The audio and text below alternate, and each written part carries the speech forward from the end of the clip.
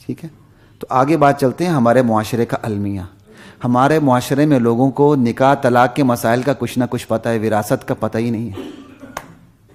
حالانکہ طلاقیں زیادہ ہوتی ہیں، فوریاں زیادہ ہوتی ہیں، فوریاں زیادہ ہوتی ہیں، اور لوگوں کو طلاق کے مسئلے کا پتہ ہے.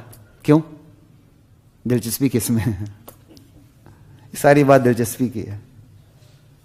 سمجھ آئی بات کی ہے. نکاح کے مسائل وکلاء تک کو پتہ ہوتا ہے، کورٹ میرج کرواتے پھرتے ہیں.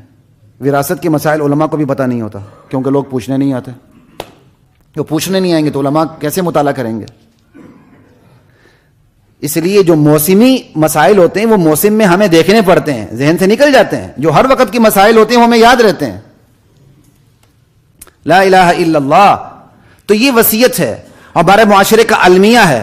پھر اسلام کا نظام میراث اگر آپ ایکچولی نافذ کر دیں، اللہ ہے ذوالجلال کی قسم، فیوڈلزم کا خاتمہ ہو جاتا ہے. فیوڈلزم کے لیے کلہاڑا اسلام کا نظام میراث ہے. ختم جاگیردارانہ طبقہ. ہاں جس کے پاس جائز میراث ہے، چاہے 5000 مربع 500 مربع، ٹھیک ہے، اسلام اسے کچھ بھی نہیں کہتا. لیکن تمام میراثوں کی میراث کھا کے وَتَأْكُلُونَ التُّرَاثَ أَكْلًا لَمًّا، اسلام اس کی اجازت دینے کے لیے تیار ہی نہیں. اسی سے فیوڈلزم جنم لیتا. لا الہ الا اللہ. اور قیامت میں جو 5 سوال ہوں گے نا، ان میں سے 2 کا تعلق مال کے ساتھ ہے. مال کہاں سے لیا تھا، کہاں خرچ کیا تھا. 5 سوالوں میں سے 2 سوالوں کا تعلق مال سے ہے.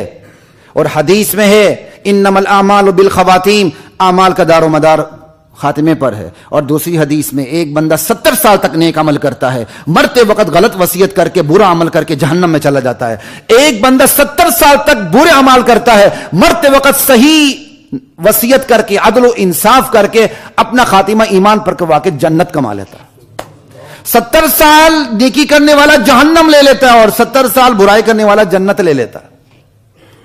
وصیت میں ظلم کر کے، ظلم نہ کر کے. آسان ہے، ہم نے اس کو آسان سمجھا ہوا.